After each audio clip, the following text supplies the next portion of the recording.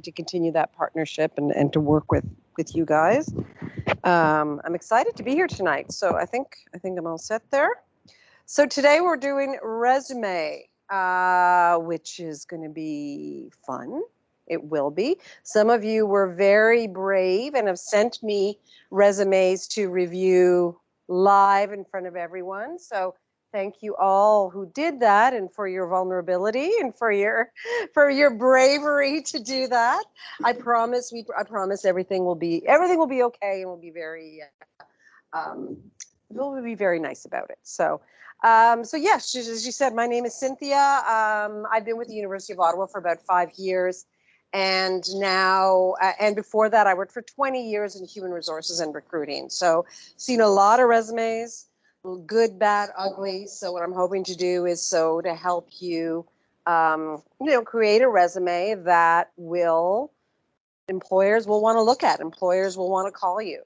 And that's the whole point of a resume, right? And I think that's the one thing I want to say about the resume. So the resume is not going to get you the job, okay? The resume gets you the interview. The resume gets your foot in the door.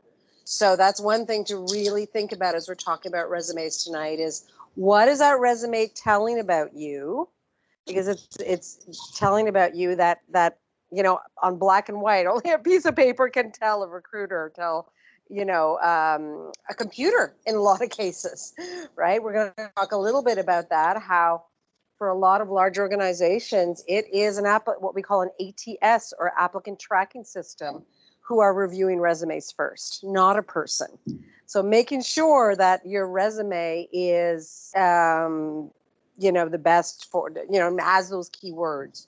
I'm missing words today. I don't know what it is. Sorry. So I would like, because I'm sure all of you understand, because the programs you're in, my managers love statistics. They're all about statistics. So if you could please put in your attendance just by using the QR code, those online as well, that would be great. It would help me. I could write reports that my manager is going to love. So that's awesome. All you need to do literally is put in your student number, and it's just for accounting purposes. So I can basically prove that they need to continue to hire me. Hi, come on in. You want to grab a chair so you're not sitting on the side, and maybe bring it. Maybe else. Yeah. Here we go.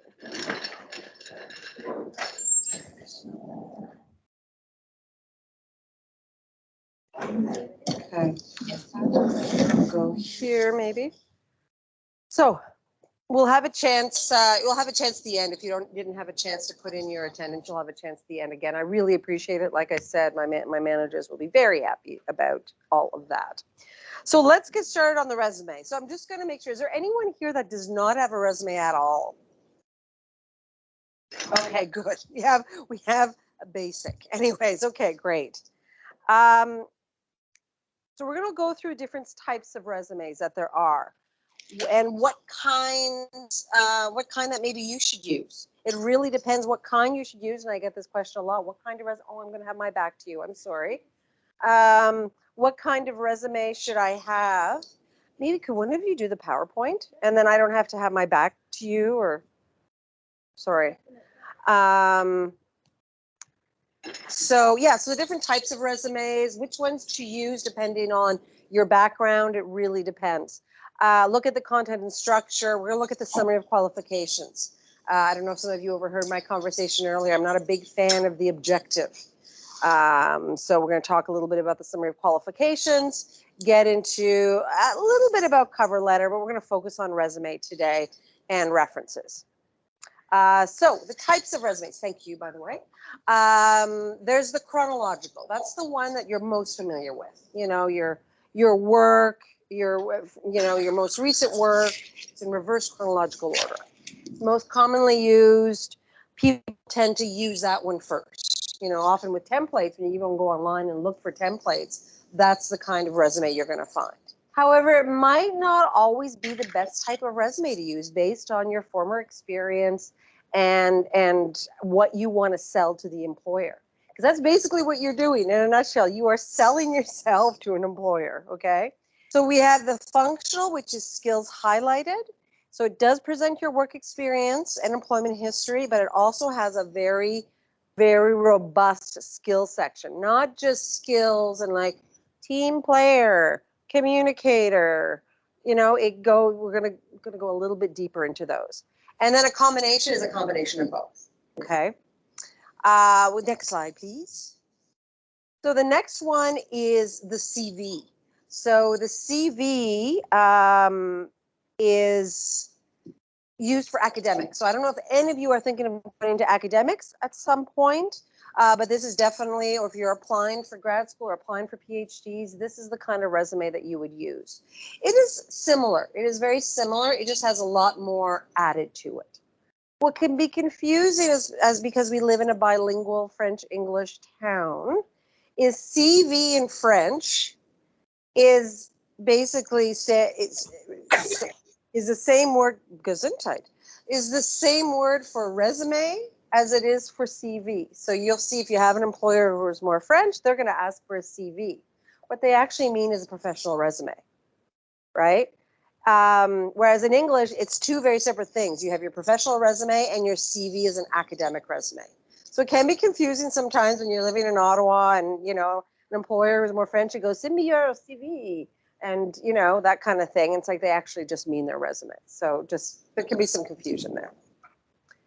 Okay, we'll go next. So when to use a resume?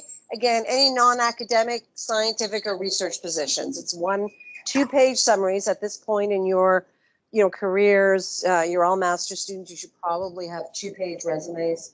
I think the only person that needs a 1-page resume is someone still in high school. At this point, you should probably have 2-page resumes. Experience, education, and skills. And then a CV is when you're applying for those academic, scientific research positions. They're going to want to see your publications. They're going to want to see your research experience. And just a longer about your information. So it's just something to be aware of if you are planning to apply to PhDs or pursue an academic career. That's something to keep in mind. So let's look at the content and structure. So this is just to give you an overall idea, okay? My thing is to say, oh, I'm sorry, my back is to you now. Oh, it's okay? Sorry. There's everybody around me. The CV is a science and an art. So it's a science in the sense there's going to be certain things we're going to be talking about today that are, things you should be doing. Things should be in bullet points. You should use action verbs. You should tailor your resume. We're going to go through all that. That's fine. But where you put it in your resume, how you put it, in what order, that's the art of it.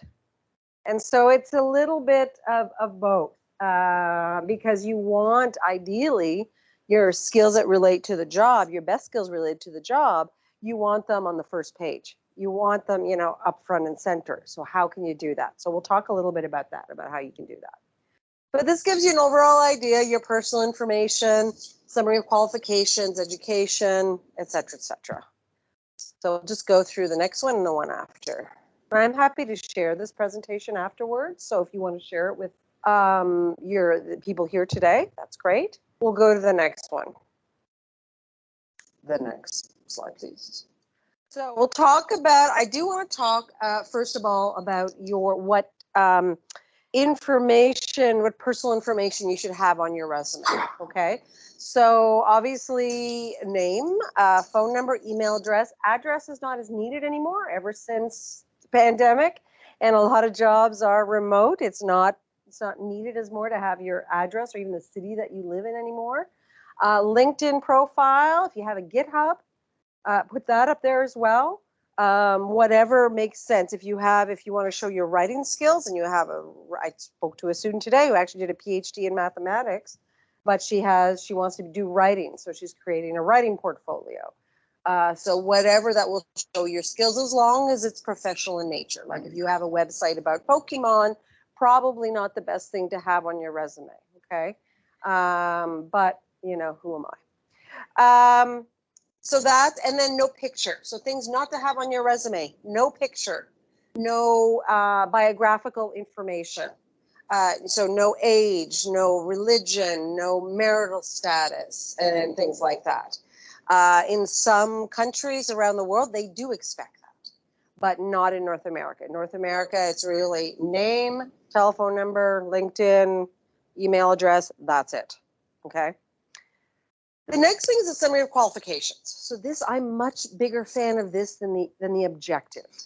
And it's mostly, I think, a little bit my bias, because most of the objectives I've seen over the years, and looking at resumes, have been horrible.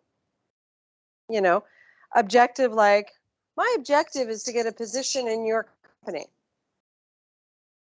I guess that's why you sent me a resume. That's probably that. So literally, there's so many resumes that I used to get that would say that my job is to get a job as an accountant. Guess that's why you're applying for the accountant job. It's just, it's like, it's not, doesn't provide anything more, doesn't add anything to you and to your profile. Or you get the opposite, where I get the paragraph of someone who's giving me their life dreams and they want to change the world through engineering and the whole thing, and I'm like, well, that's great, you're not doing it here. Because sometimes it's great to have those dreams, but as a recruiter, I'm looking for the requirements for the job, and if your requirements are like, I want to do this, we're like, actually, we just need you to do this over here. There's not going to be, so objectives are really hard to do. So I'm a much bigger fan of the summary of qualifications. So it's 5 or 6 points max. Nope, back up. We can go to the other one. 5 or 6, sorry about that. 5 or 6 points max. You will hear me say this like a broken record tonight, tailored to the job. Every resume should change based on the job you're applying for. Okay?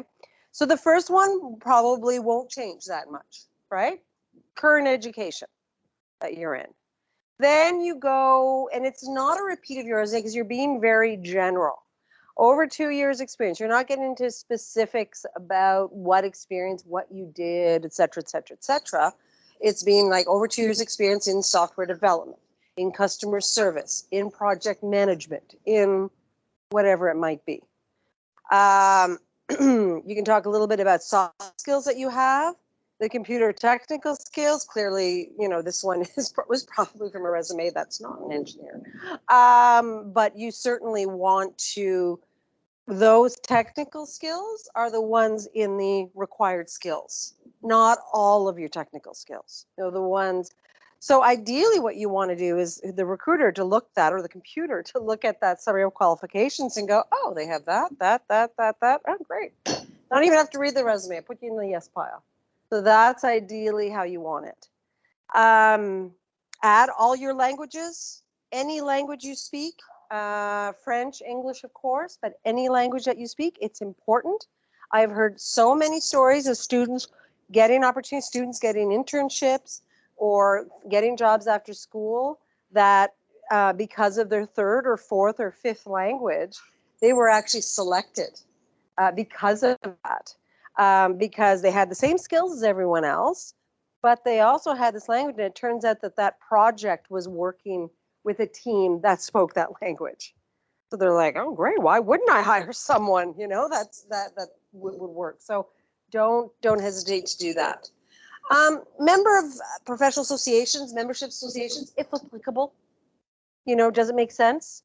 And then again, the bottom, the certifications, licenses, the ones required for the role. If it does not say driver's license required on the job, don't put it. But that's where you could also put, if you have security clearance for the government or anything like that, that's where you could put that as well. Okay. If we go to the next one. So this is where adapting your summary. So you're going to have your skeleton summary of all your skills. And that can be many, many lines long. I would recommend, in fact, starting now, create a master resume that you'll just continue to add to throughout your whole career. Okay. Mine is like 7 pages long now, 8 pages long now. I would never, ever send that but it's in the format of a resume. If I need to send a resume for whatever reason, I just go file, save as, and I just keep what I need. I take out what I don't, and boom, boom, boom, it's all formatted. Away we go, right? It's just so much easier because let me tell you, the reason I did this is I learned it the hard way. My first job out of university, I worked there for 9 years, never looked at my resume. Why would I? And then all of a sudden I decided I'm looking for a job. I could not remember what I did in that job. I don't know what, like I knew the basics, like I know what I did yesterday, but I couldn't remember that 4 years ago I'd worked on this project. 3 years ago I'd won this award. 7 years ago I led this project, because you just don't think about it at the time, right? So if at the very least, keep an Excel spreadsheet with those things so that when you go back to write a resume, you're like, oh, that's right, I did lead a project doing that, or I did manage this, or that kind of thing. Because it's amazing how you won't remember. You think you will, and you won't at all. So take a look at that, have your skeleton summary, then look at the job posting's essential requirements. What are they looking for? It tells you in the job posting, okay? And then you adapt your summary to it. So if they're saying they need, look at all the technical skills or the you know, the programs you need to know or all that kind of stuff. Okay, as long as it's true and you have those skills, don't lie, make sure those are up there front and center. It's easier, you know, like I said, the recruiting, but also keywords for the applicant tracking system. Always think of it that way. There are so many large organizations now that it is a computer reading your resume for the first time. So they're not going to worry about if it's pretty or if there's boxes or if there's colors. They're going to be, as you guys know, probably better than anyone, put in that Boolean search. And if it doesn't, if the word isn't there, then it's not your resume won't get selected. So that's why even people who are bilingual, like French English, I always say don't just put French and English, put fluently bilingual and in brackets French and English. Because if they put French in their search, you'll get caught. If they put bilingual in your search, you'll get selected. So yeah, so don't think of things as, well, of course they're going to know I know Microsoft Word. Yes, I mean, I would know. But again, the computer won't. So really things to think about. So yeah, so just that's how you adapt your summary. You know, if I'm applying for a job, I take that job description. I'm still, you know, old school, so I actually print it out. You guys don't have to do that. But I print it out and I take a highlighter and I go through and I highlight the requirements. What's required? Okay, is that well represented, either in the summary or somewhere in the resume? Okay. Any questions so far? Clear as mud? Yeah. Mm-hmm. Yep. Also, or like there will be like one general objective. No, it should change the job. Like I said, I'm not a big fan of objectives, but if that's the route you want to go, that's fine. You really want to tailor it for that job, but don't just tailor it like, I'm looking for a job in your company, or I'm looking for a job. I'm applying for this job. Like, then it doesn't add anything to your resume, to your skills, right? So I'm not a huge fan of the objective, but if done well, they could work as well. Okay, I'm a bigger fan of the summary of qualifications. Other questions about this part? It's yes. So I noticed in the previous slides that you hadn't included any of your like skills or the work you did during your job experience. Well, that's just the summary of qualifications. We're getting into that. No, in the previous slide I did notice it. So Are you talking about this? This one? the previous one, the skeleton. Yeah, so that was a certificate. Okay, my bad. No, it's okay. I skipped over this because we're going to go into detail into each one, and you'll get a copy of this presentation so you can look at it in more detail. I just wanted to. I figured I want to get through this so we can do the resume reviews because I think we'll get more value out of that. Is that okay? Yeah. Okay. Great. So yeah, so let's go on to the next one. Let's talk about your education and training, okay? So clearly you want to have your education on there. You are in your master's programs now. Your high school should be off of there. There's no reason to have your high school on there anymore. It's just you're in your master's. Clearly, we know you graduated high school. Okay, clearly that's fine. You know, so don't worry about that. For some of you, some of you who could do degrees have multiple degrees. So when that's the case, I literally spoke to someone who had like 3 masters and a law degree and something. They're like, I'm like, oh my God. And yeah, it's a lot of school. It's a lot of money. That's all I see. I hear ching when I hear that. But they, you even want to tailor the education part to the job. You know, if you do have a couple of bachelor's degrees, that's great. Does it make sense to include both? Maybe, like probably not. But so really, again, use that job description, and even which one you include might depend on the job description, right? But obviously your master's, you want to put down your expected date of graduation, your GPA if it's 8 point. Although masters don't really have GPA, do they?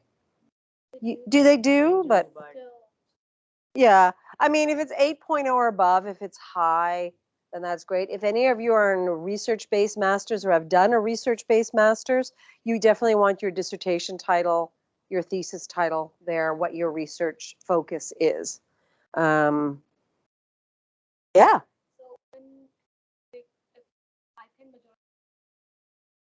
Okay.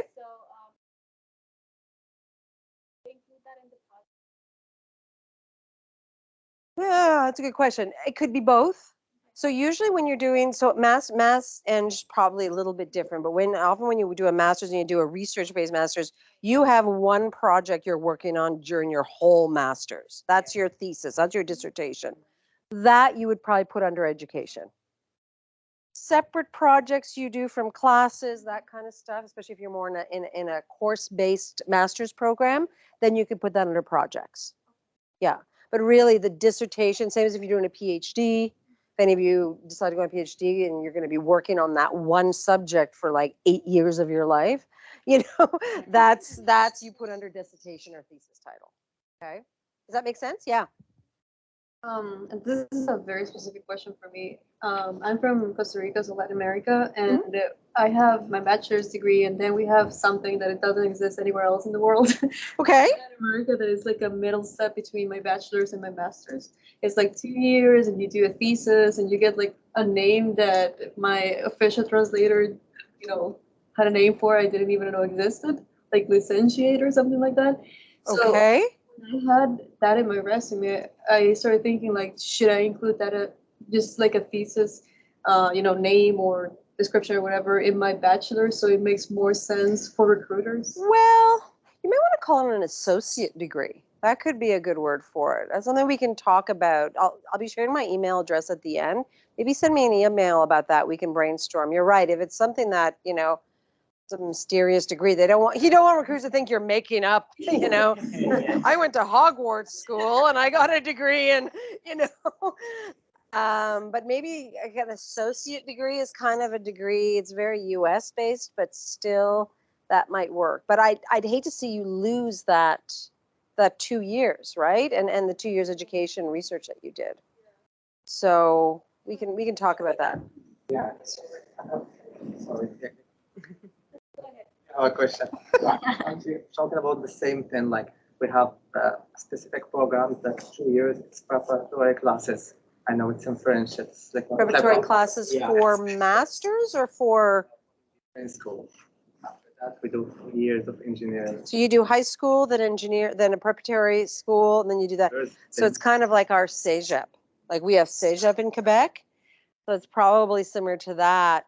Do you feel if what you did, the projects you worked on or the courses you did in that program, in that 2-year preparatory program, does that add anything to your resume that your bachelor's and your master's won't?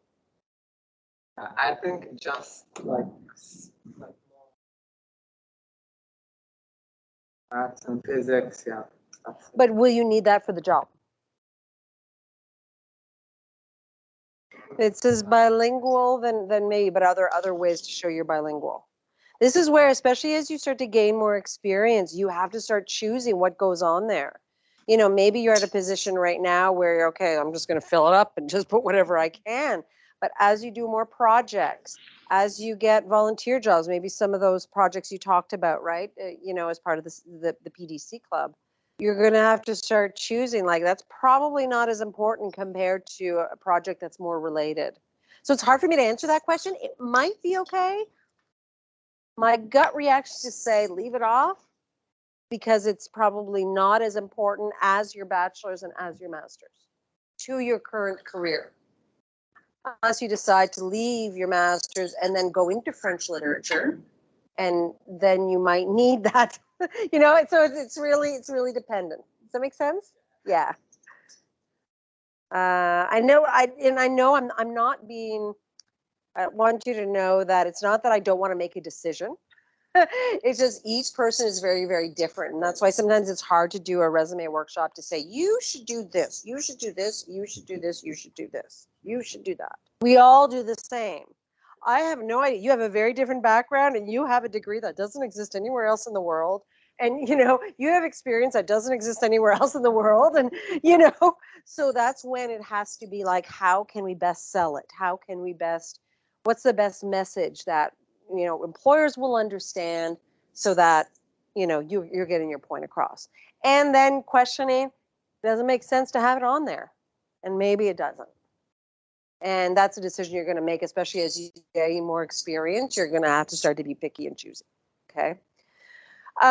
So your Master of Engineering, you put that, and then you keep your bachelor's in there. Now, for instance, they have relevant courses there. At master's, when you're in the master's program, you should probably take out relevant courses in your bachelor's. Usually I recommend leaving that in. So for instance, if you're a first or second year bachelor's student kind of going for your first co-op or going for that first internship, you might need to show that you've taken a course to show that you have that skill. But other than that, I'm going to guess at your level, it's not really going to be needed. Unless you do want to show like advanced French, unless you do want to show that you've taken French classes and that, you know, that kind of thing, maybe. But other than that, probably not necessary. Major projects, you can put them under education. You can have a whole separate section called projects. So this is the science and the art. This is the art where you can have an applied project section and really make it, or if you have, you know, one major project you did in your undergrad, you know, whatever, you can put it there. If you have scholarships, say with your master's, if you have scholarships, if you received awards, you know, if you graduated cum laude, you know, all that stuff, you definitely want to put that in there. Okay. We have one question from the chat as well. Yes. So someone is asking, how do I cater my resume to a job that I have no experience or education in? Don't apply to it. Well, okay, I'm not going to be nasty about it, but why are you applying for the job? Like, honestly, I'm not going to apply for an accounting job. So if you're looking at the job saying, I don't have the education for that or the experience, you know, I don't know how to answer that question, except if you don't, then don't apply for that job. I'm sorry. Part-time job survival type. So, okay, then if it is that kind of job, maybe, you know, you have the skills. It's all about the skills. It's not about the experience. And it even comes that even if it's not a survival job, maybe if it's a job and maybe you just haven't had the opportunity to have relevant experience, you know, within your industry or something like that. It's about the skills. You have the skills. So how can you show that? So if it is, like you said, a, you know, survival job, as you said, you have teamwork skills. You've done that in your education. Clearly you have communication skills. You've given presentations. You can write. You know, those are pretty much for those type of survival jobs. You need to be able to talk and work in a team. Like, what, you know, there's not really much else you need to do, right? So it's really about focusing on the skills, and that's where we're going to talk about having a skills section, a relevant skills section, and maybe using a skills-based resume. Okay. Yes. So you talked about we should skip multiple degrees if needed. if needed, like I said, ooh, it depends the job you're applying for. I'm sorry, I know I'm repeating that all the time, but it really does. Question is like, what if it creates an year gap? If he or she does a multiple degree, so that creates a year gap, right? If we put in a resume. Oh, don't worry about it. Don't worry about it. You can explain the gap in an interview. Okay. So you can't, like, there's going to be time, we will all have gaps at some point, you know? So there, especially as you gain more experience and you have to choose what goes on your resume, there's going to be gaps. There's going to be times when you do that. If you're a parent and you take parental leave, there's going to be a gap, there's going to be things. So just be prepared to talk about it in the interview. That is something, if you do have a gap in your experience, you must be prepared to talk about it in the interview. But yeah. Okay. Mm-hmm.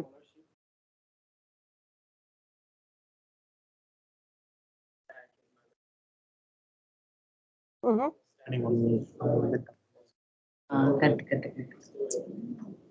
I would exclude, yeah, I would exclude. Are you putting your class 5, class 8 on your resume? No, then don't worry about it. No, don't worry about it. I would say focus on what is happening now, like in your master's or your bachelor's degree. Yeah. Yeah. Let's go on to the next page. So again, you could have other certifications. You can put that under education. You could have a separate section called certifications. So if you do have specific other training that you've done, there's mentioned first aid and CPR. Probably won't need it for the type of jobs you're applying to, so you would not put that. But if you do apply for a job where maybe you will have to be working in the field and they say first aid and asset, yeah, put that on there, right? So but just, there's examples here, but just don't take the examples, oh, I better put everything on. No, again, let's focus on what's responsible for the job. Next, please. Okay, your experience. So this is where you can divide up your resume. You can have it called professional experience and volunteer experience. My favorite is called relevant experience and other experience. So you can, yes.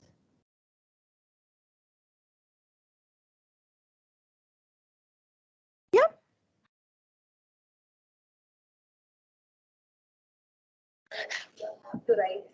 You don't have to write, you don't have to have an achievement section.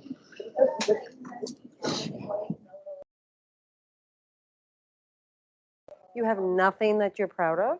Okay,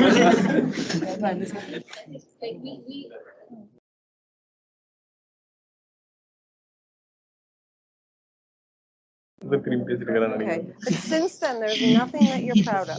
So we're getting into an interview workshop here, but let's take a second. I need to talk to you about this, okay? I'm concerned that you have nothing that you're proud of. No.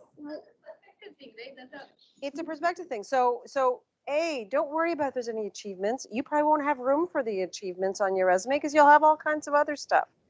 I don't have achievements. I'm proud of a lot of things that I've done. What are you proud of? If they ask you that question in the interview, what are you proud of? You got into a master's program that a lot of other people didn't get into. What other kind of things are you proud of? What about projects you've worked on? What about, like, that question is not about, I can show proof that I have a certificate or received a scholarship. Like, no, I'm proud of the work that I do every day. I'm proud of, what am I proud of? I'm proud of being here. I'm proud of being asked to come here and talk to you. Like, that's the interview workshop. Invite me back for that one. Sometimes we're so humble about ourselves. Yes. We think like if you're writing something in a resume, we're just bragging about ourselves. But resumes are about bragging, so why the hell not? Mm-hmm. They're not about bragging, they're about telling the truth. And that's why I've heard that people say, well, I don't want to brag about myself. Yeah, I'm very shy about that too. Yeah, we all are. You are trying to like sell yourself Yeah. job, and if you are not ready to like stand up for yourself, how are you going to stand up in a job? Yeah. But I'm going to argue with you saying we're bragging about ourselves. We're simply telling facts. How is that? Designed and implemented an online chat database using HTML, JavaScript, and JSP, which resulted in a new and more effective client tracking system. How is that bragging? See, I see bragging as a negative. I see that as a negative. That is telling the truth. That is what they did. That is what they accomplished. Okay? So just think of it when you start to think and have to talk to employers and you're like, oh, I gotta, no, you're just gonna be like, hey, I did this. This is what I did. This is what I accomplished. This is what I did in my project. Yes, it saved the company $5,000. Yes, it did this, but that's my job, right? So it's just that bragging is just, I don't like that word because it means like I'm cocky. I'm like, look at me, you know? We think like that because we're mostly like when we're talking about ourselves, especially when we're thinking about doing something, we always use negative connotations. Oh, absolutely. But Absolutely. if we convert those negative things into positive ones, then it's our proudest moments and achievements. Yeah. Yeah, and just be honest. In that kind of question, honestly, being honest. You don't, I think, again, interview workshop, call me back. So interview workshop, a lot of it is people spend so much time, I got to say what do you think the employer wants me to say? And you get so worried about that, you have no control over what the employer is going to ask. You have no control over what the employer wants to hear. You can only control you and your response. So be honest and be sincere. And let me tell you, employers will see it. Because they want the technical skills, but they also want people that they want to work with every day. You know? So find things that you're proud of. You should be proud of a lot. That's what I say. So yeah, if you were in a co-op program, you can put co-op. This is something mentioned about gaps, or maybe you've had like a 4-month job, 4-month job, more job. That can look as if you're job jumping a little bit, but if they were co-op jobs, summer jobs, that kind of thing, you can kind of mitigate that thought by just putting co-op right in there, if you've had co-op or something like that. But notice I'm going to go to the next page. I think it's the next page. Yeah. So this is where you can have relevant experience, and your relevant experience could be projects, could be volunteer work, could be some of these projects they're talking about with the professional development club, could be paid work. But as long as it's relevant to the job, that's what relevant experience is. And then the other experience are the other things like that customer service job and those kind of things. And people say, should I include that? If it shows a competency, it shows a skill that you have that maybe the others don't, right? A lot of times those jobs, those survival jobs, are going to really be able to show your communication skills and teamwork skills and time management and attention to detail and those kind of things, okay? So when you're putting your resume together, I have a little, if you take nothing else away, you want to go to the next page. If you take nothing else away from this, take this, okay? As you're putting your resume together, you start with an action verb. I analyzed, I researched, I don't know, computed, what are some other good ones? Planned, managed, led, all those kind of things. Those are all good action verbs. And honestly, where do you find them? Action verbs for resumes. Google it. You can do action verbs for engineers, and you'll find lists of them. And they'll give you ideas because it's the same. I get them when I'm doing my own resume. It's like, how many ways can I say, communicate it? Like, there's only so many ways I can say that. So your action verb, what you did. So I planned a national conference. Quantify it in some way. Give it a quality. Quantify it. So I planned a national conference for 200 professionals. And then how, or the results, or like what I like to call, so what? So what you planned a national conference? How was the result? Okay. So, and you can use that, and let me show you how you can, depending, the competency that you want to focus on, that you want the employers to do, is going to be that first action verb. So you want, and you can use the same experience and change that action verb. So this one you say, I want to show my planning skills. I want to show my planning skills. Planned a national conference for 200 professionals. Great. I want to show the employer really wants someone who can collaborate. Collaborated with a team of 5 to plan a national conference for 200 professionals using Collaborated is that first word. Led a team of 5. Again, if it's true, don't lie, don't lie, but led a team. Marketed a national conference to engineering professionals using blah, blah, blah, blah. Marketed is that first word. That first word is kind of like, you gotta find, that's the juicy bit. Find that juicy bit, and then you bring it on, right? And so the so what aspect is so what you did it. What was the result? And I'll give you a perfect example. And this is a true example of a student that I worked with. How many have on their resume, and be honest, have wrote reports on their resume? Oh, thank you. Okay, good. Someone's honest. I love it. Wrote reports. Well, let me tell you how her sentence changed after I talked to her about what she did. I was like, okay, you wrote reports. That's a job duty. You don't want a list of job duties on your resume.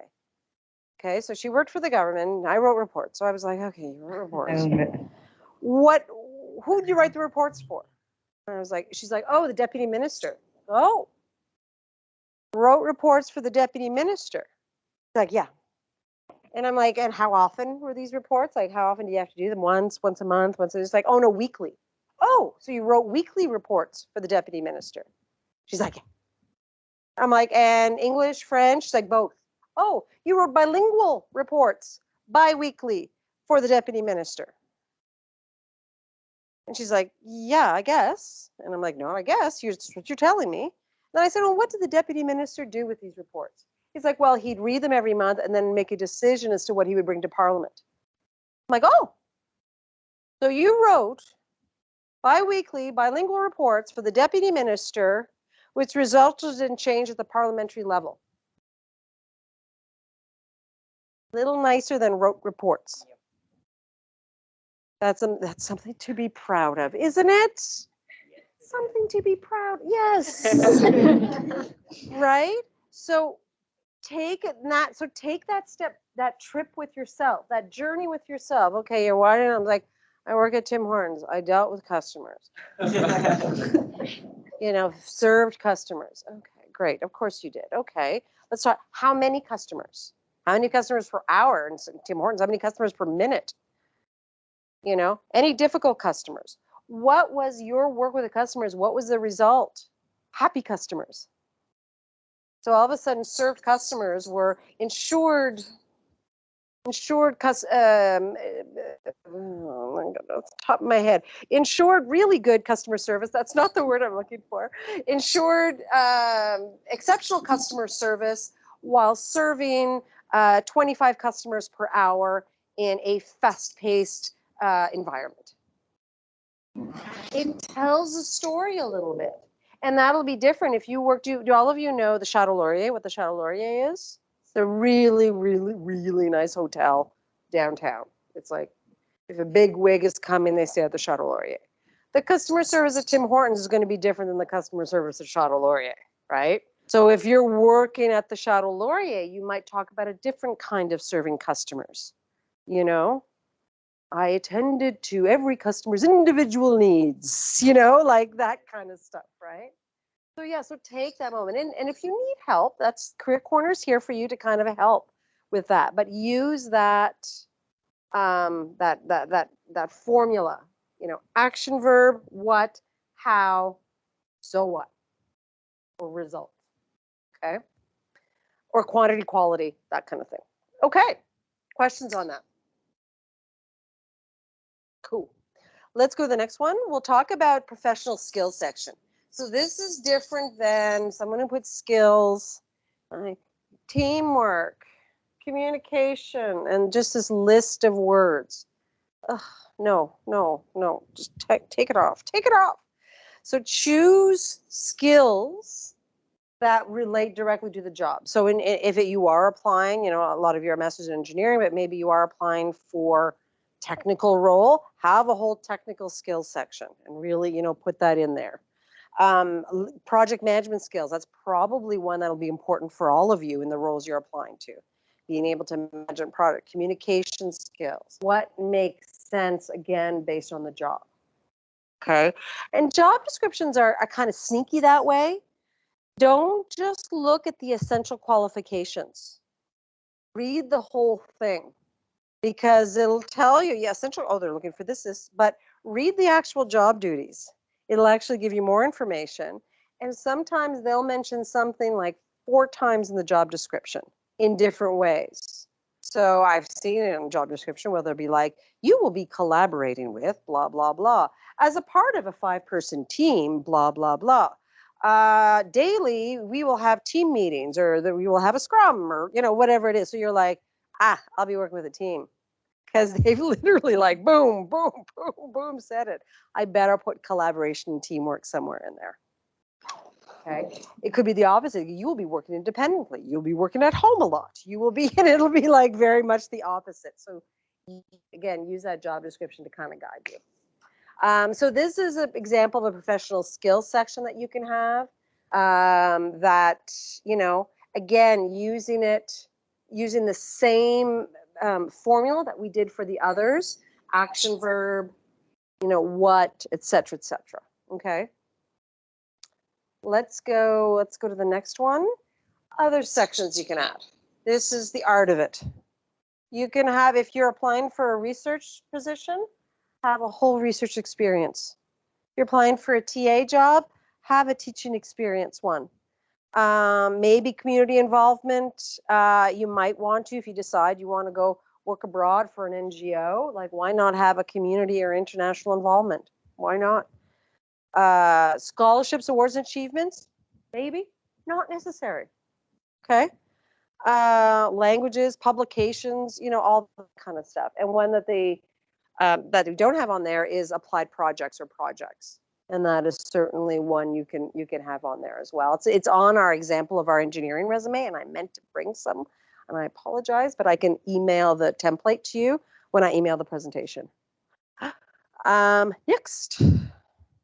So again, I don't need to say it again. I hope tailor your resume.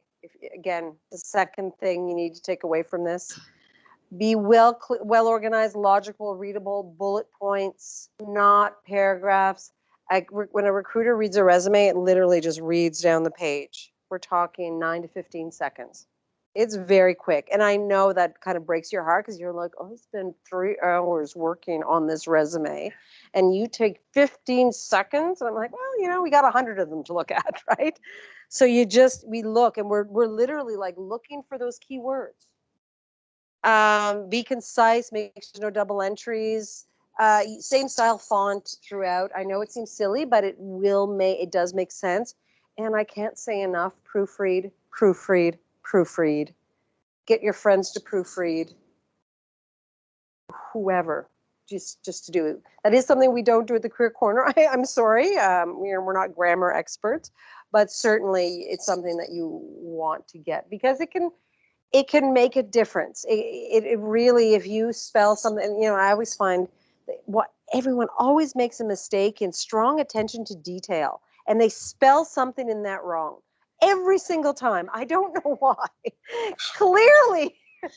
But I've had people who apply for a shift operator position, but they said shit operator. That is the wrong job. Okay. There's someone who's a candy striper. People don't call themselves candy stripers anymore. It's a long story, but on their resume, they were candy strippers. Different job again, so just, it makes a difference. It can really, having a lot of mistakes on your resume can really, even though you might have all the experience in the world, it can take away from that. Okay. Next, please. So that's it. Like, I didn't want to go on and on PowerPoint because I wanted to get to the resumes. But this is where we are. We're in the second floor of the University Center. Has anybody not heard of the Career Corner before? Excellent. Oh, you haven't. Everybody. Was only the one. Yes, the only one, but that's okay. The Career Corner is basically, like I said, your one-stop shop when it comes to getting experience and getting you prepared for the workforce. So we do resume critiques, grad school application, LinkedIn profile reviews. We can take LinkedIn pictures, mock interviews. Probably not. But if any of you really decide that you hate the program you're in and you don't like your career path right now, come see a career counselor. You can help. They can help you sort of do testing, psychometric assessments, and see that, maybe which program you should be in. And we do have a professional development program that will be starting. We're completely revamping it right now, called Horizons. It's going to be on Brightspace. It's going to be on the Discover tab of Brightspace, hopefully mid-October. And it'll literally be resume, mock interviews, job search strategies, knowing yourself, a whole thing. I'll send you guys info about it once it's done.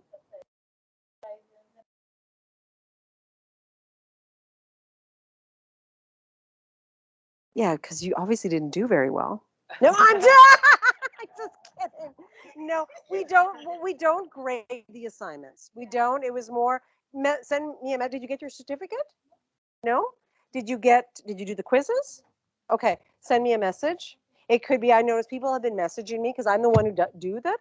And I sent to them out last spring, but I've had so many people messaging me going, I didn't get my certificate. And I'm like, what did I do wrong? Because I knew that it was like you guys were gonna like get through them like by like late summer. Yeah. So, I was like, So I've sent a bunch out, but these people are telling me they didn't get it. So I've clearly done something wrong and I apologize. So just send me an email and I'll make sure you get your certificate.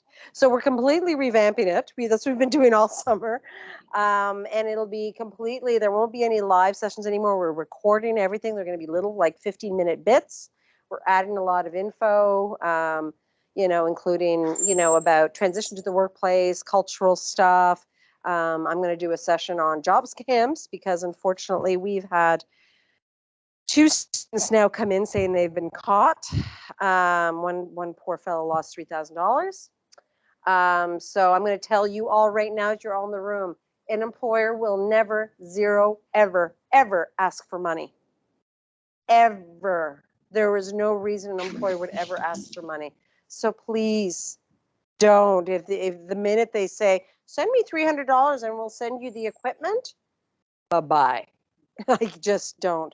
Like I said, I had a lady come in today and it looked legit. It was from a University of Ottawa email address. Yeah, so we've been there've been a lot of those coming. And so she said, oh, but they're asking for money. Is that normal? And I'm like, oh God, no. And then unfortunately, another gentleman, he'd already sent quite a bit of money. He'd sent $3,000, he said. And so just please.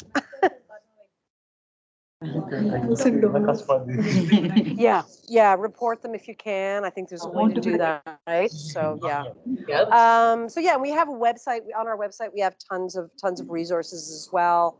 If you go to the next one, career fairs. I've had a few people ask me, are you having any career fairs this year? Yes, we are. So there is one next week. It's the part-time job fair.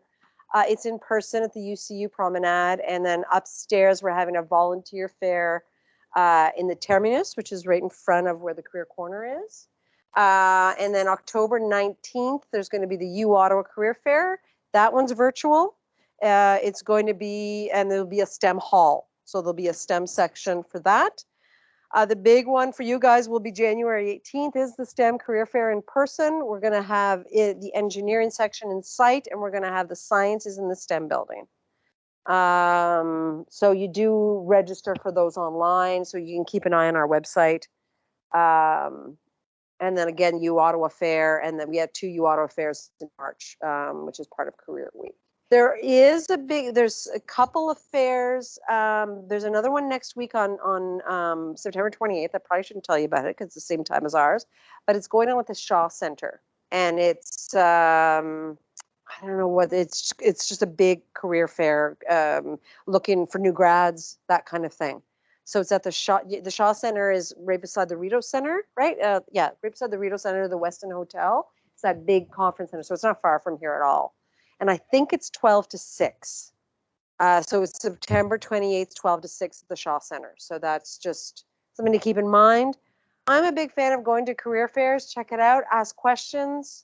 You guys are in a career that literally every organization needs your skills. So, even though you might, be interested in a specific engineering company or that kind of thing, I know at MD Financial Management, for instance, we would hire engineers and software developers and those kind of things, right? So have fun with them. Just go explore, ask questions. You never know who knows who to, right? You have nothing to lose. And you can start to network and make some connections, which is really important. Next one, I don't think I have anything. Yeah, just if you haven't put in your attendance, if you could, I'd really appreciate it. My managers would really appreciate it. They're all about data now. That's all they want to talk about is data, data, data. Do you guys know Twinkle? Do you guys know, any of you know Twinkle? Twinkle Rain? Yeah, she works with us. She's doing data. She's in charge of doing the whole data stuff for us. So. Oh yeah. And she's part of Unquit too, and that kind of stuff.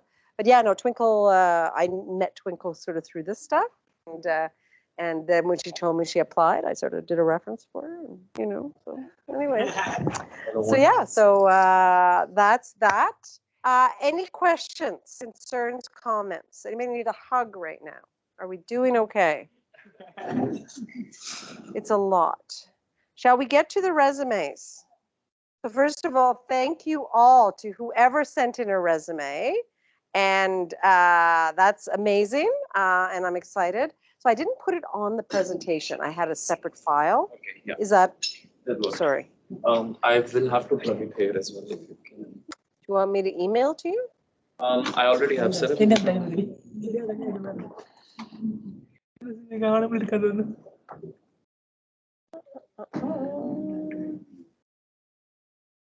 we have a water break for 5 minutes so that people can grab in some? Of course, yes. Feel free to have water bottles. There are water bottles over here. If you Yes. Yes, I will take a drink as well. How are you Those doing? joining online can also have. Good. Yeah, we'll take a break and I'll give you time to.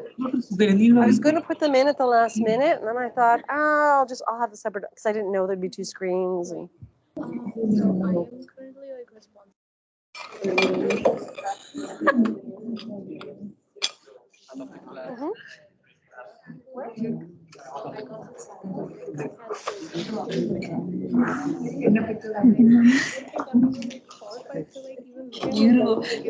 Yes, you are. Yes, you are. Because it was like, I didn't know what to say. Right? എനിക്ക് ശരിക്കും സത്യാവസ്ഥ ഇപ്പൊ അറിയണോ അറിയണോ Yeah, I think one of it is maybe, is it properly bringing his skills out? Is that the thing? If it's for a specific job, I'd have them kind of send the job description. It's like I tell my students, like, all of our mentors are undergrads, right? And we do get people come in and say, well, I'm in a master's, I can't. You are PhDs in resumes, right? Trained by me, and yeah, I think they might not have, like, we have students come in and we're just like, this is great. Right. Good job. I feel like I would do your workshop so many times now. But like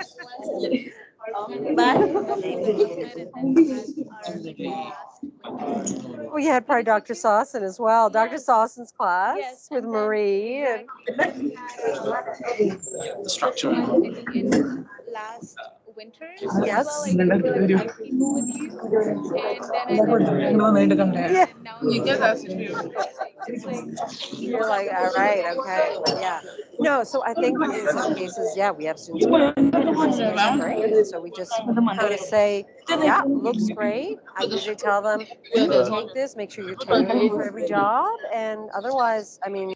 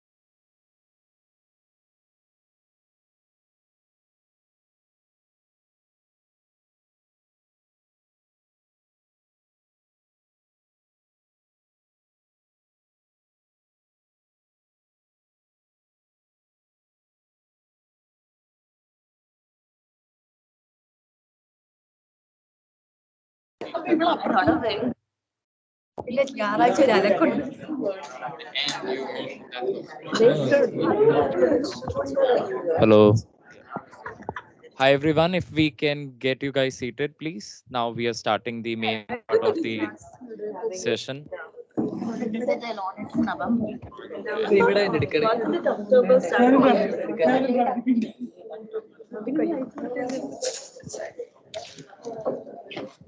ആണെന്നാ ആദ്യം എഴുതിയിരിക്കുന്നത് നീ ഉണ്ടാക്കി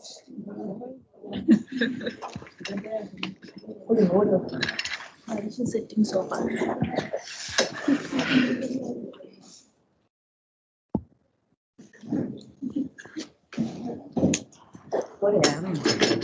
So thank you everyone for joining for this event. So we'll move to the last part of it, that is resume reviews. We have randomly chosen 5 resumes, so don't feel bad if your resume didn't get selected for this one. Because of the limited resources and time constraints, we are just moving with 5 resumes. And another updates, if we can maintain silence in the room for a second, please. Thank you. Just to aware you of the next events that we have with Professional Development Club. 29th of September, same room. We're bringing in alumni from different fields. We have already confirmed one alumni from DTI and one from computer science. We are trying to bring from biomed and mechanical as well. So that's a good way to network, ask for referrals, get to know how the industry works once you graduate from University of Ottawa. Next event is 30th of September, which is Saturday, and that's a API 101 workshop. If you are interested in getting your hands on for API stuff, I highly recommend joining in this workshop. The next major events, October, is something that you should definitely be looking forward to. That's one of the largest and the biggest event of PDC, where we are bringing industry partners, all of our alumni, all of the faculty heads, and of course you guys, to join in for informal networking, formal networking, talks about projects, and also success stories from the companies and also the students who ended up in those industries. Then we have on 13th of October, LinkedIn review session, 3rd of November, portfolio review session, because most of the students here don't have portfolio, including me. So we are planning to guide you on like importance of having portfolios in North America, which is very, very necessary, I would say, nowadays. Then moving forward, we have one on 10th of November, which is interview skill workshop, where we will try to have one-on-one interaction with you guys for helping you out with your interview processes. And then we have some casual events, fall hangout, and towards the end, then we'll have more and more iterations of meet and greet, bringing in alumni, right? So I'll hand it over to Cynthia. Thank you for taking our time. And then now we'll move to the last part of the today's event. Thank you so much. It sounds like a lot of great events. Definitely take advantage of those opportunities to network. Oh my goodness. Awesome. Okay, there we go. I think we're good. We're back. Okay, let's look at some resumes. I'm going to see if we can get some help here. Based on what I've talked about so far, what are we seeing? What are people thinking should happen with this resume? Don't be shy. Summary of qualifications, yes. What else? Something I see on here right away that I talked about. High school. High school can come off. You don't need that anymore. You're a master's student at this point. In fact, your master's program isn't even on here. So maybe, is this person in here? I don't know. Maybe they're not. Maybe this is a random resume. But if you are doing a master's at the University of Ottawa, maybe add that degree. What else do we have here? What about this? Skills, just a list of skills. Not my favorite. Not my favorite. You can have, you notice there's some some technical skills, some technical skills here. So maybe have a separate technical skills section there. Or maybe it's something that you put in the summary of qualifications.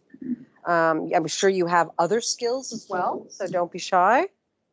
Yeah. To have 2 columns of information.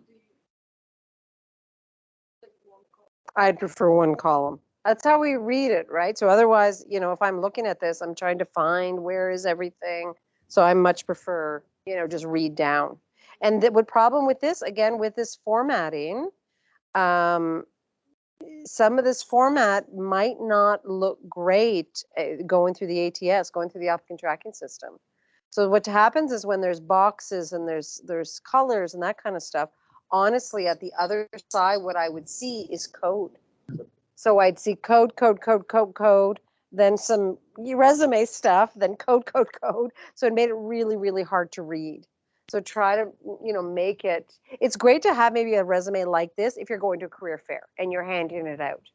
But if you're uploading it to apply to a job, have a plain Jane resume. So we have one internship. I don't know if you have other jobs, whoever this is, part-time jobs, volunteer work, clubs on campus, that can all go on your resume, okay, and should go on your resume. And with regards to hobbies are fine, but make them interesting, okay? So traveling, where have you traveled to? Why do you like traveling? What skill has traveling given you, okay? Gaming, okay, is there a type, like, I wouldn't say type of game, but do you develop games? Do you, what is it about that? You want to make sure that the hobbies you share add to your skills. So cycling, which is okay, but are you a competitive cycler? Do you do long, is it just like I cycle to work? Or is it, no, I do 40K on the weekend. I do competitions. I do that kind of stuff. Yeah, that's the kind of stuff that should go in there, okay? Probably my favorite interest that I ever saw on a resume was someone put my girlfriend. And I thought she made the resume. It's a strong relationship. It's my favorite. I went and I'm like, oh, that's so sweet. He didn't get an interview, but I thought it was sweet. Just mentioned that about, that this could work for a career fair or something like that. Emphasizing about having your resume tailored for the job that you're It's tough for a career fair. You're absolutely right. So I think doing the best you can to have something general that kind of covers all your skills. Maybe you have something where you don't have the details of all your jobs. You just have the list of the jobs of where you've worked or some projects. Or I've seen people, it's more on the business side, but I've seen people just go to career fairs with business cards. So they have a business card, their name, what program they're in, et cetera, with a link to their LinkedIn page. So I've seen that as well.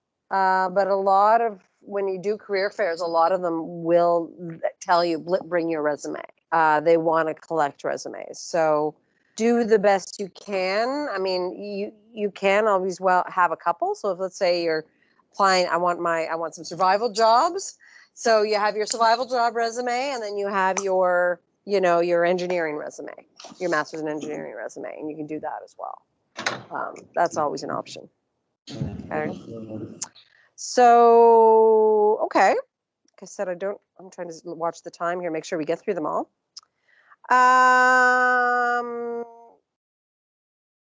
So again, this is going to be really hard in an ATS. This format is going to be hard. And I just think you're taking up a lot of room on the paper for just, your contact information. It just seems like it's almost half the page. Objective, I've talked about the objective. This one's okay.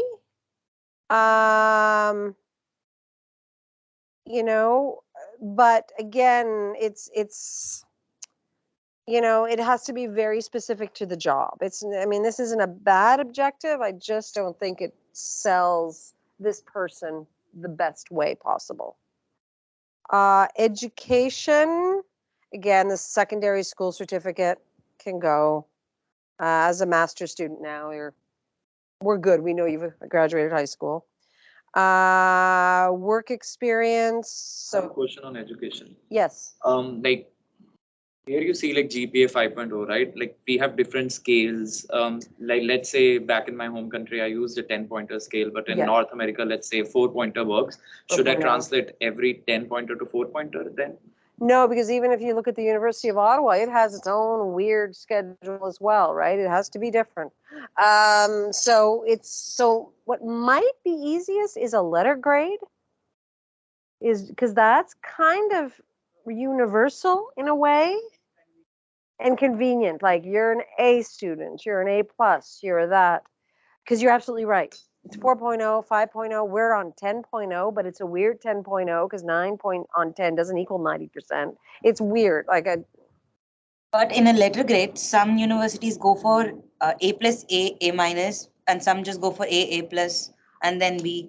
Some go for A B. They have their different things there as well. You could always do percentage, like 89%, 93%. That's clear. It's on 100. That could be a way to do it because yeah, it's frustrating with that kind of stuff. Yes, you have your degrees there, and I see you have your work experience. So this is a one pager.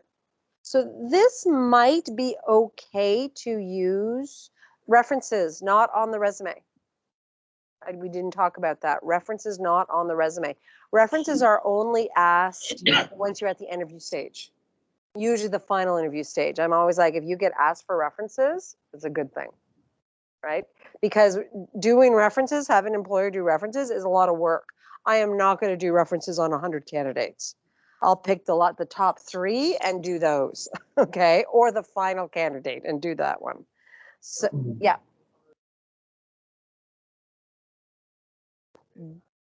Don't need it anymore. Yeah, no, when I was younger, I remember my father telling me my first resume, you have to put that. No, you don't need it anymore. And again, it's a waste of space. Think of your space in your resume. You don't need to use up your space with that. So this resume might not be bad for a career fair. It's very, it's a one pager. You could drop it off at a career fair. You get the thing. If you're applying for jobs, there's not enough info on here. There's not enough info on the skills you used. There's something called, there's food blogging. Is that relevant to work? That could fall under interests. I'm interested though. I will be checking that blog out because I love food. But there's some beautiful stuff here. Your achievements, your license certifications. You have a lot of beautiful stuff here, but I think you need more details, right? Bring out what skills did you use? Yeah. I don't know if it was in your slides or somewhere else. I'm not really sure right now, but somewhere said that you usually have dates on the right side of the page. That's standard. That's what you should do. Is it? Yeah. It's think we read left to right.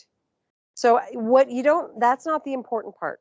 The dates are, I'll look at them if I have to, but if I'm reading a resume, I'm going to focus, I read right to, I read right to left. I had to check. So having those action verbs on the, wait a second, on the left. Is left to right. Thank you. Wow. Okay. Thank you. Glad someone noticed it. No one said anything. So having those action verbs on the left, that's where you want your priority to be. So yes. Suggest this format, or what do you suggest the format of resume should be like how it should be like? For this, they keep the skills in the left side, and for I like top to bottom. I don't like side by side in any way. This, like I said, this is a nice one pager to present at a career fair. Print this out. It could be a good, very succinct resume of your skills and your experience that you can share. But if you're applying for jobs with this, there's missing so much information on here. And I would literally just, the example I gave, and I'll share an example, is I know it's boring and it's plain and there's no boxes and stuff, but that's what you want to focus on, is like basically top to bottom. I find there's just half the page is used with their contact information. It just seems like a lot. to me. It's pretty, but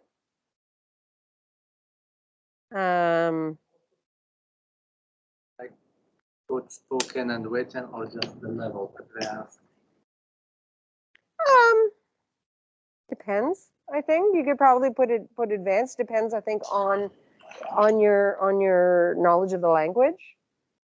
So, I would probably, yeah. So, for instance, it really depends. Like if you're fluent, you could say English fluently, but you fluent, French fluent, and that would assume English written, spoken, and comprehension.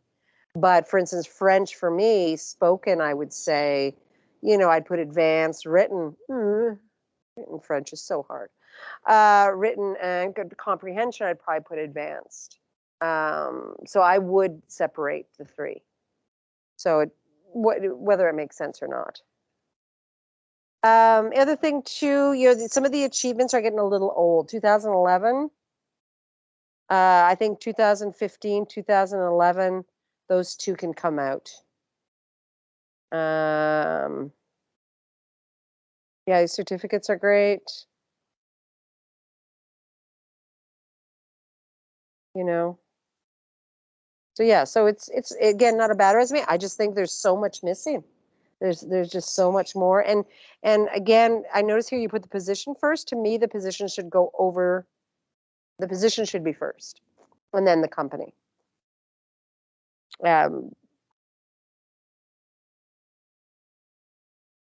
Okay. Okay, so we have another objective. We all know how I feel about those.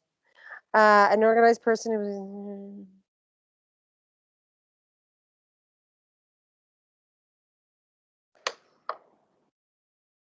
Okay. I mean, it's okay. I don't necessarily think it tells me more about you than a resume would, but it's all right. So professional experience, again, same thing. I mean, this side to side, all this, like the things and the circles and all that, that looks like code on the other side. When I'm looking at your resume as a recruiter, that's showing up as code. That's, so again, could be very lovely and nice to use at a career fair, right? But, and it might set you apart, like, it's like, oh, it's pretty, but, so you guys are really dedicated to your high school education. Like you're in master's degrees now. Like it's okay. Give it up. Okay. So yeah, the high school can come off.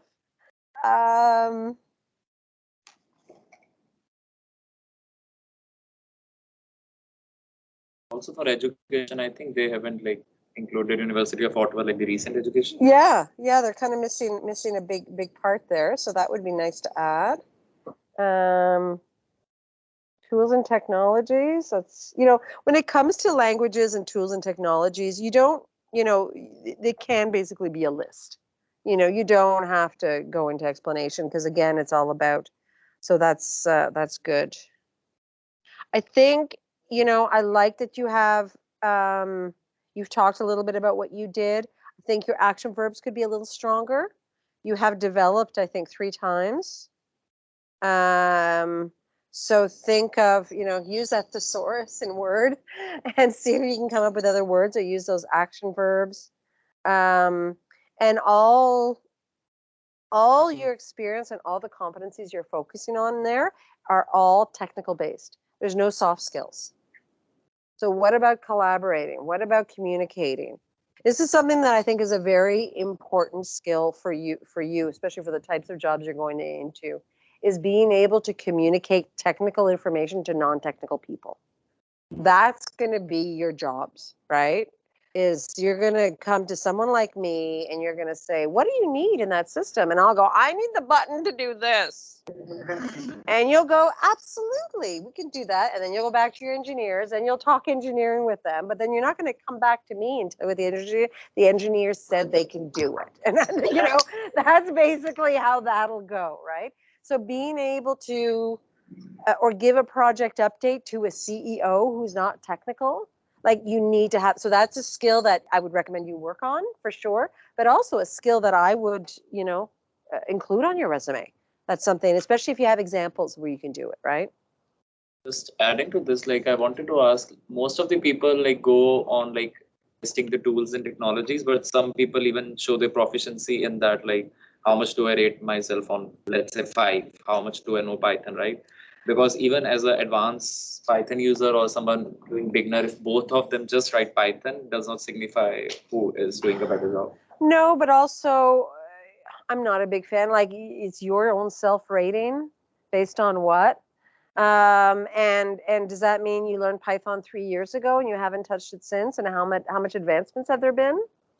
So the fact that you know Python, you can put it on there. And the fact is you're going to have to prove to the employer in the interview exactly how much you know and how much you're up to date. But yeah, the ones where you do see that I'm a 4 on 5 or I'm a 5 on 5. As a recruiter, I would go, sure, okay, we'll see.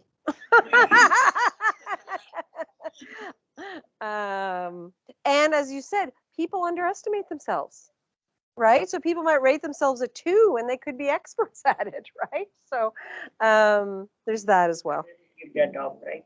Yeah, you just mention that you have the skill, right? And if it's skills, I would recommend if it is skills that you do need for the types of jobs you're going for, keep up to date on them. You know, if you learned Python 3 years ago, keep working on it. You know, don't let that skill go. Yes. Yes, absolutely. So again, I like you have some great stuff in here. I think it can be tweaked. I think you can bring in some more soft skills. You know, the sentence started off as an intern and turned into a full-fledged software engineer. That's a great accomplishment. I think it gets lost with the way you said it. But that's a wonderful accomplishment that I would love to see, you know, was start with the word promoted. Of course, the only word I can think of right now is promoted. But there's others words that are really, really good. That'll really, you know, promoted to full-time software engineer within 5 months of starting as an intern. You know, that gives a little bit more, you know, oomph to it. Oh, this one continues. Okay, sorry. I've been used to the one-page one. So the additional skills, quick learner, problem solving, you know, fine. I'm just not a big fan of it because anybody can write that. And then the hobbies as well, reading, listening to music, watching stand-up comedies. Okay, so reading, listening to music, reading what? What do you like to read? You know, listening to music. Okay, is that a hobby? Or is it just like something you do while you're cleaning the house? Like, you know, you're driving the car, you're listening to music. I wouldn't call that a hobby, you know? But if you're into music, because some people are really into music and they go see bands and they fall, you know, great. But that listening to music doesn't tell me that, okay? Watching stand-up comedies, yeah, sure. You could, you know, maybe phrase that a little bit better so that it sounds, you know, I enjoy relaxing by watching professional comedians. I don't know, something like that. Online certifications. So this, I mean, this is great. I would say make sure they're relevant. I think we should attach the link of the certifications, like to point out where the certificates are, or will they be asked in the interview? They'll be asked in an interview that you could definitely put them in your LinkedIn. Put the links to your LinkedIn. I think what problem with the links, I don't know how the links will do in the ATS. Sometimes they'll go through, sometimes they won't. So it just, I don't want it to You know, some of these are good, but just because you did the certification doesn't necessarily mean you should include it. So the one I'm saying, and it's not bad, I'm glad you did it, but the programming for everyone, getting started with Python, you're literally just told me that you know you are entry-level Python user by that certification. So it's good to have, but I wouldn't just say that you know Python at this point, right? Don't put in that 1 on 5 thing, that just so some of these make sense. The introduction to virtual reality, does it make sense for the job you're applying for? Great, throw it in there. But again, it doesn't have to. Else. I don't want to go down anymore, sorry. Extracurricular. Hackathon. That's cool. So yeah, these are great. I like the extracurriculars. Some of these things I have no idea what they mean, but I'm sure they mean something to people in the industry. So like I don't know what gold level. And I would say instead of currently in, start with gold level. Gold level for problem solving and hacker rank. You don't need the currently in, like make that first word gold level because that'll attract my attention. Gold medal? What? Yeah, so I think there can be definitely some, these are the jobs you have. I don't know if you have any other jobs that you can put under, maybe other experience, volunteer work, anything to show off. It's probably the one mistake I do see for a lot of technical resumes is the focus on the technical and just the technical and the soft skills aren't there. But remember, employers will be looking for soft skills as well. Okay. Skills, okay? So this is fine. Skills at the beginning. Make sure they're relevant. Education. Again, same thing. I would put your degree first over the university. Your degree is more important than the university. Data science. Courses. Courses, if you feel your experience, yeah, if your experience doesn't, if it's related to the job and other parts of your resume won't show that you have that knowledge. Other than that, analogy. Same with courses for your undergrad at this point, especially for bachelor's, for a lot of bachelor's programs, like a Bachelor of Engineering, Computer Engineering, all the courses will be pretty much the same. People in that industry will know like what courses are in a Bachelor of Engineering. So if you took one that's different, that specializes you in something, then include it. But other than that, great. The scholarship holder, amazing.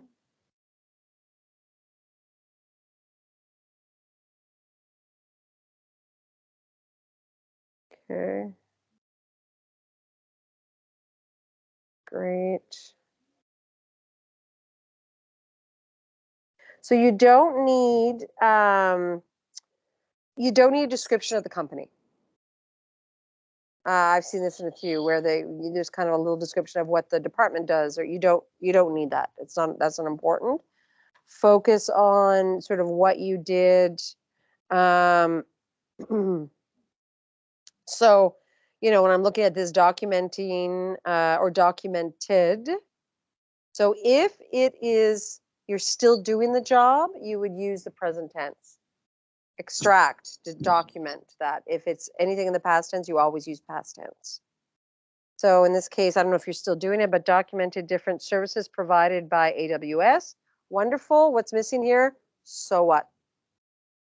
And the result is, which resulted in how many documents, how many services, that kind of thing. Like divide between the responsibilities. You don't need to. Yeah, you don't need to. I think you can just have 3 or 4 that it shouldn't be a list of responsibilities. It should focus on the competencies in the job and your achievements in the job.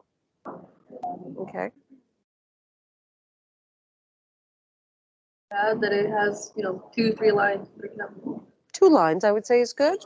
Yeah, 2 lines is fine.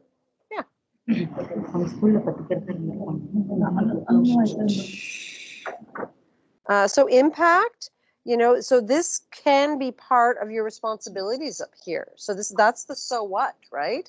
So I mean, I don't know if this makes any sense, but coded a technology to direct media among remote televisions connected through HDMI over IP, which push the new feature in current song, da da da da da, and it's one line, right? You don't necessarily need the separate. Projects, okay, great.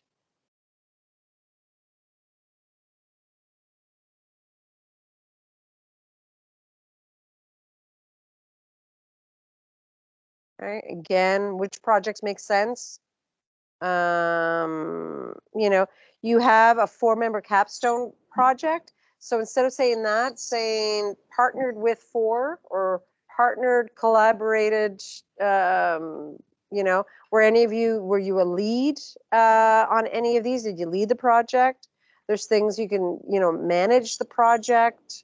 There's a lot of good words you can come out there. Because you have some great experience. It's just to kind of make it shine,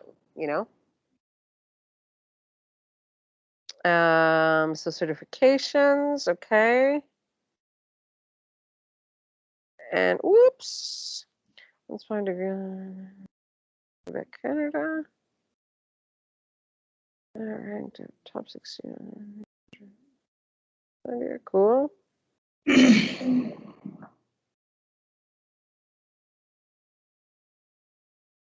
Nice.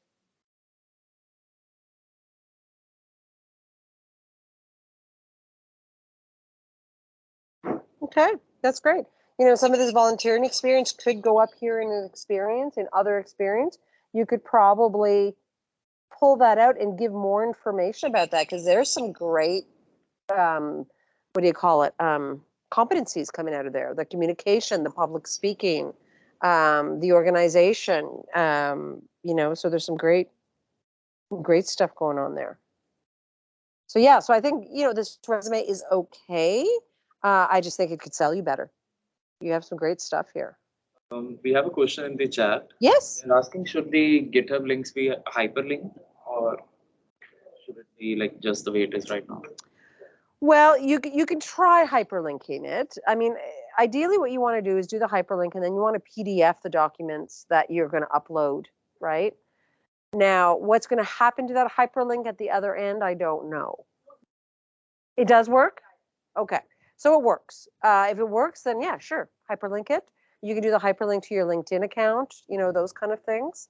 So if it does work, then it all depends which system is being used and how old it is and, that kind of stuff. If you're handing out a resume at a career fair, there's no point in being hyperlinked. But certainly have the hyperlinks on your LinkedIn profile. Absolutely. Okay.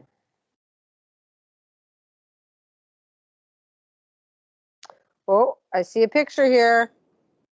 No. X out. No picture.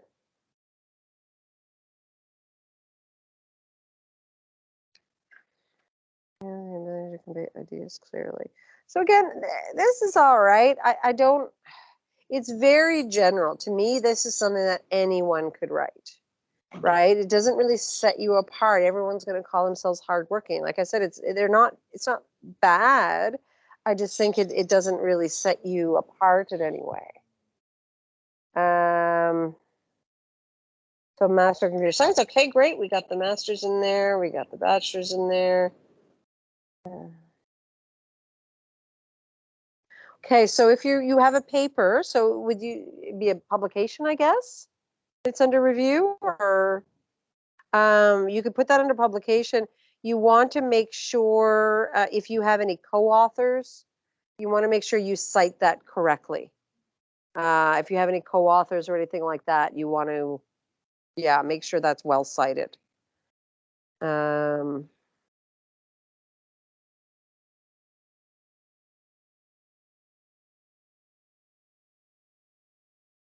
So good stuff. I think your action verbs could be stronger. You know, teaching database systems. Okay, that's fine. Teaching, helping students in projects. How about mentoring? Coached, mentored. You know, that something like that. Organized workshops and lab sessions. How many? For how many students? Did you have to create a lesson plan? Did you have to, you know, that kind of stuff? Yeah, used, you know, to develop, I would say developed. I'd probably start with develop CMS application using. So developed is that first word as opposed to, right? Worked with development team, not worked with, collaborated, partnered. Again, just stronger action verbs. Created is a good word. Use Google for real-time messaging and analytic. I'm not quite sure. Help to implement a new process. Streamline. So yeah, when it's helped, yes. Helped, assisted, aided. Just put implemented a new process. You'll get into details during the interview. Get your interview, get your foot in the door and get the interview. So just put implemented. And then you could say in the interview, tell us about that. It's like, yeah, I was part of a team, da da da da da, and you can go into more detail. So again, instead of used, created responsive web applications using, and then maybe the next one, developed or you know, developed single page application using, used, generated, research, designed. Okay, that's a good one. Whoops.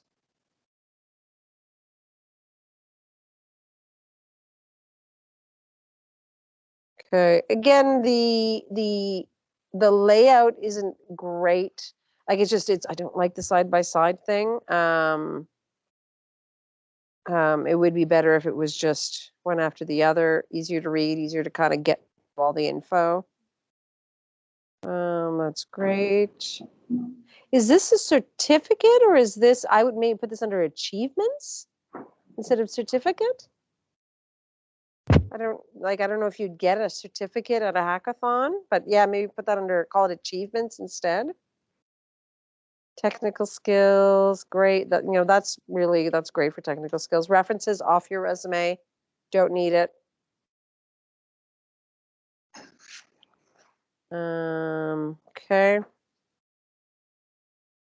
Sorry, I think we've got one left, so I'm trying to go through quickly.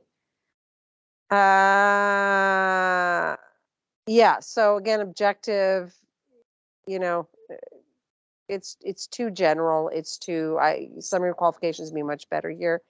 Education, not a big fan of sort of the table.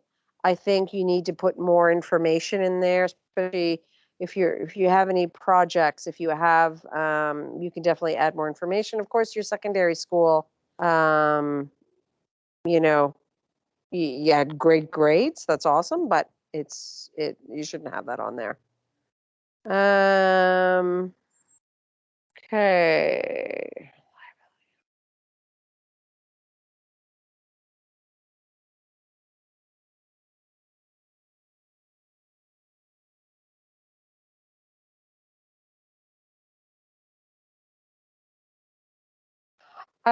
You know what? I would just take out where it says responsibilities. You don't need responsibilities, just put the name. But the actual points are quite good.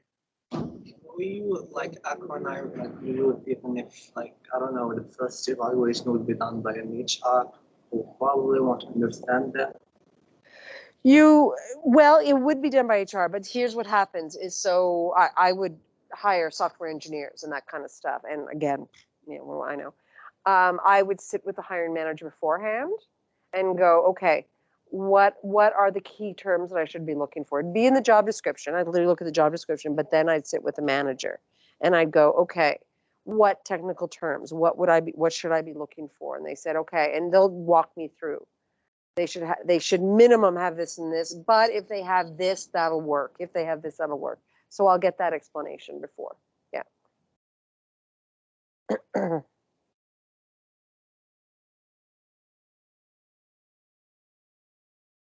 Yeah, your points are good. I'm not a big fan experience in, so I would say, experience in handling, maintenance, troubleshooting, and overhauling of electrical equipment. Equipment like transformers, experience in handling. I would maybe just say handled, maintained, troubleshooted, and overhauled electrical equipment. Planned and schedules. Again, you have planning and scheduling. It's planned. It's in the past. Internship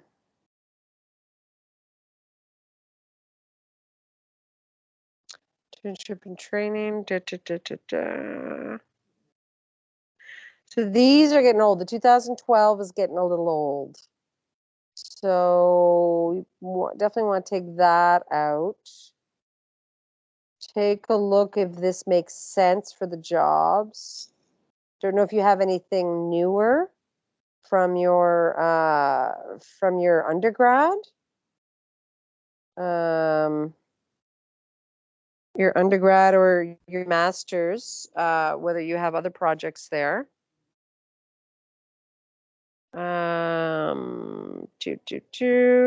2004, that's almost 10 years ago. That's getting a little old.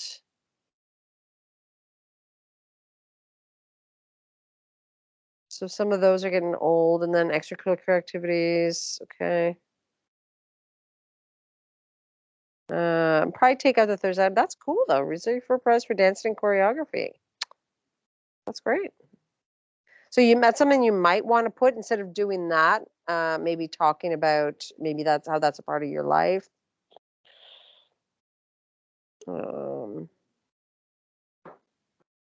Yeah, I mean that's off the top of my head. I'm out of time.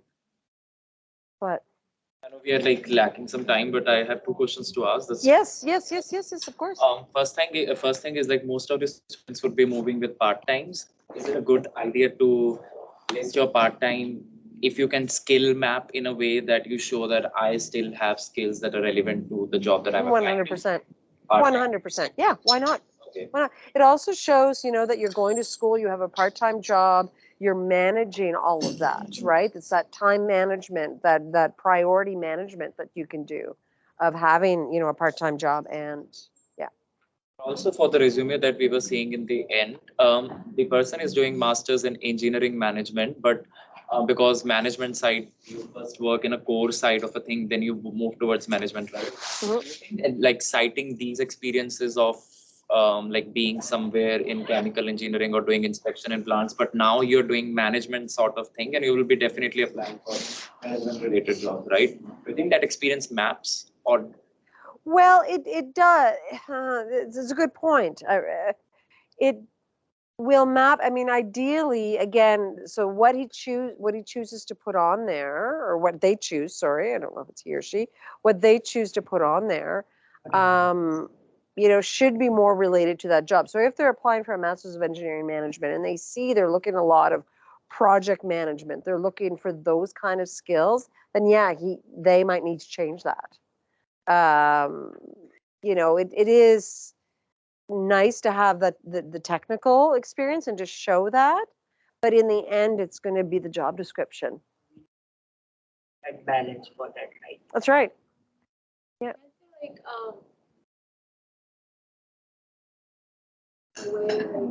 say if this person is a reliability specialist and they had a project that came up and they were working there as an engineer, but then they can also talk about that how they worked in this project and this project was accomplished in so and so year, and this was whatever the outcome was, and this was the team they were a part of. So regardless if they were an engineer or a manager or anything, but they were essentially working in a project technically.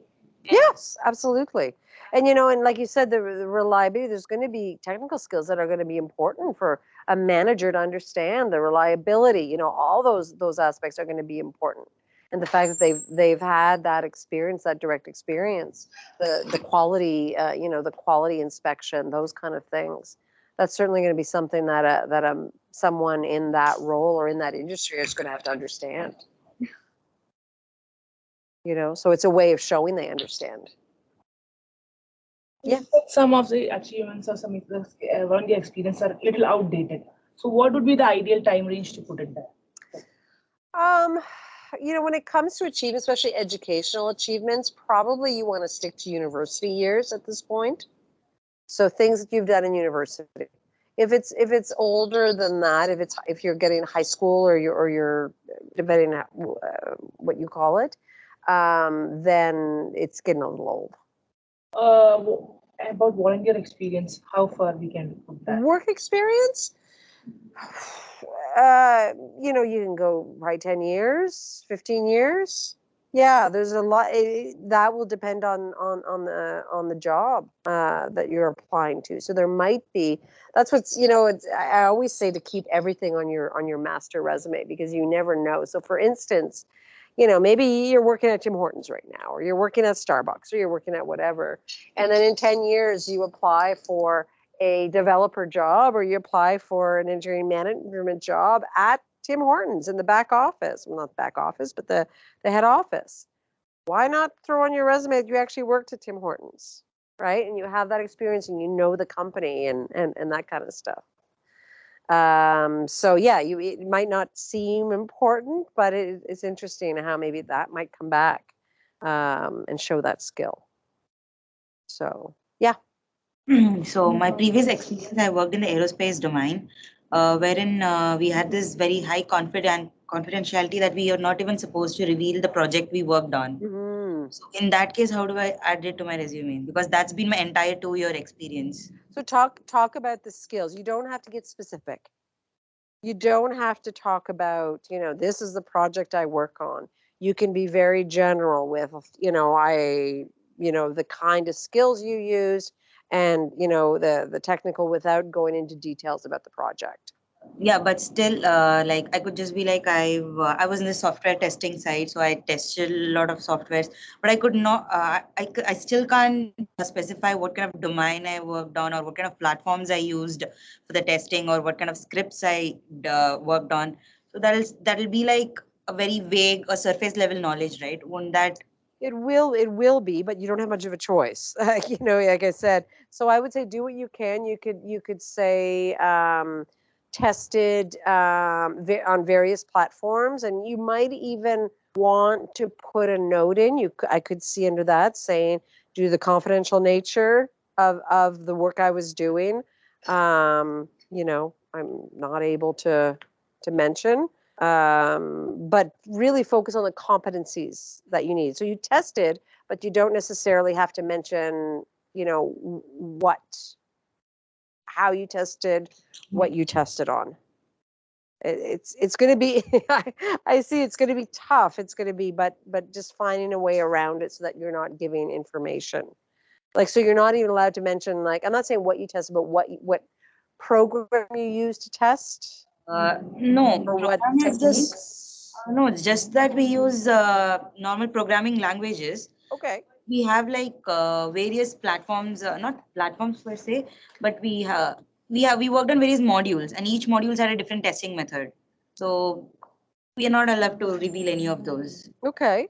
So you can use the different methods that you used. You're not allowed to Methods reveal that the we methods. used, or the project I worked on, or what maybe what kind of project it was, but the customer we worked with, though it is a very big name dropping kind of a company. Yeah, but normally reveal. you wouldn't on your resume mention a client or mention company names or anything like that. But you could mention, tested various modules using blah blah blah blah blah technique or using blah blah blah blah programming languages or whatever. I mean, you got to do what you can without putting yourself at risk of revealing things you shouldn't.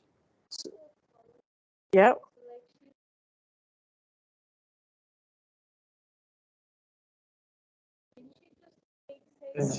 Courses on Coursera and then talk about it. Yes, I'm familiar with these domains because I took these courses instead of directly relating them to the project. So that she can mention the skills that she has, but then she's also not breaking the confidentiality agreement she had with the company. She could. You could put it under technical skills too and just say, you know, the different technical skills you have and not relate it to any position. You know, not say it in the position, but just have us technical skills and just and list it that way. Yeah, you could do that way. Yeah, it's a tough situation. You have to be vague, but you know you got to somehow, you know, you can talk about working with a team. You can talk about that kind of stuff. You know, but you have to do what you have to do. Yeah. Mhm.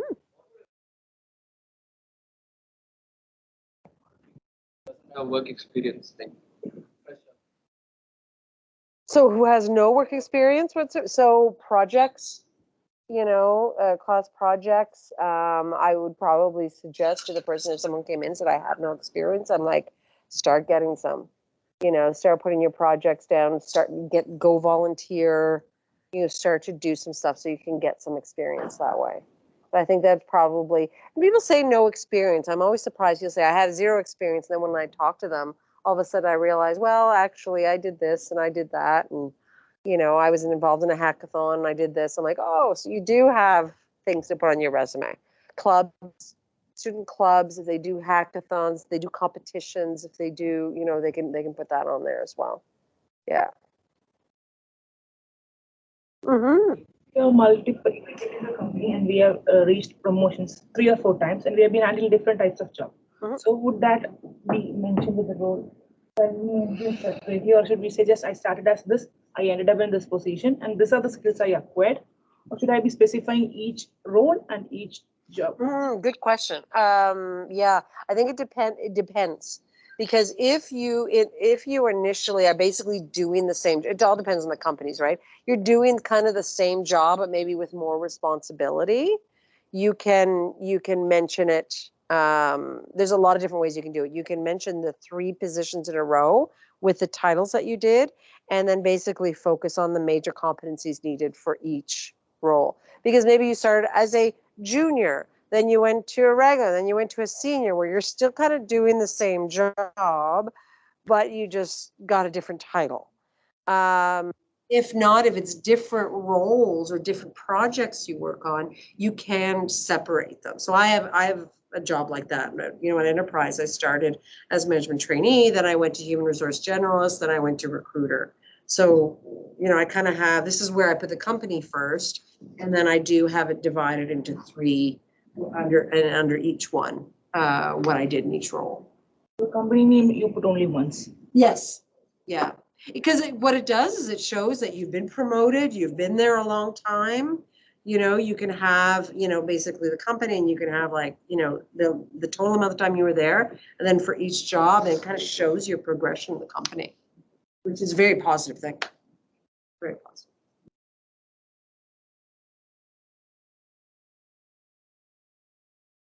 Okay, one last question from my side. So what about like if you're doing something outside of the job, let's say your own startup, your own kind of professional stuff that you're doing, is it a good idea, or is it you should just play safe and like avoid telling those things? Yeah, well, I mean, I suppose unless you want someone to steal your idea, you don't want to mention. But no, bring it up if you feel it's relevant. You probably will be asked in an interview. You know, like, so what's the deal with that? Is that so? Be prepared for that. But you could mention it, maybe not under experience. It could be under interests or something like that, where you're mentioning that, you know, you enjoy, you know, working on projects with friends on the side, and this is when you're working on that kind of stuff. But it is something that if you put it in as a type of job or experience, then an employer might ask, you know, like, is this, like, are you planning to go full time with this? Like, what's your plan with that? So just be prepared for that question. But I don't see why you wouldn't keep it in, especially if it's relevant.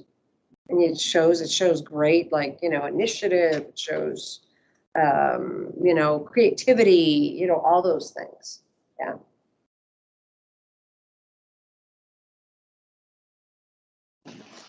Well, not necessarily. But that's why I'm saying that it depends, that he needs to be prepared for that question in the interview, right? That this is something, it could be something they're just doing on the side. And that they continue to do on the side while I'm working. I have a small business myself. I help my brother with, my brother does workshops and I help take his registration. I never plan on quitting my job and doing this 5-hour-a-week thing, right? But I also, would I put that on my resume? Probably not, because it's not going to add any skills to my resume that, so I think I hate to say this word, it depends, right?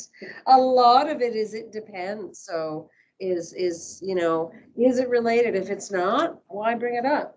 And it's something that you can bring up but if it is, and if it's related to the industry and you've learned a lot, and why not? Think about the company's buying a product. Somebody's buying a product, which is an employee. And you just need to sell to the employee, like when you go into Best Buy and buy a TV, I'm looking for 52-inch, I'm looking da. You need to fill those qualifications.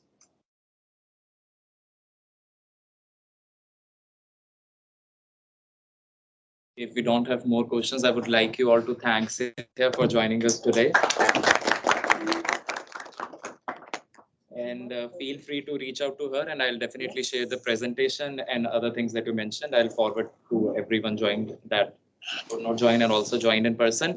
And also just to add, feel free to check out the services provided by Career Corner and also Professional Development Club. We also host one-on-one resume reviews if you still want to come in person and get your resume reviewed. So thank you everyone for joining again, and see you at the next one. Thank you. Thank you. Yeah, don't hesitate to reach out, guys. 5 pages.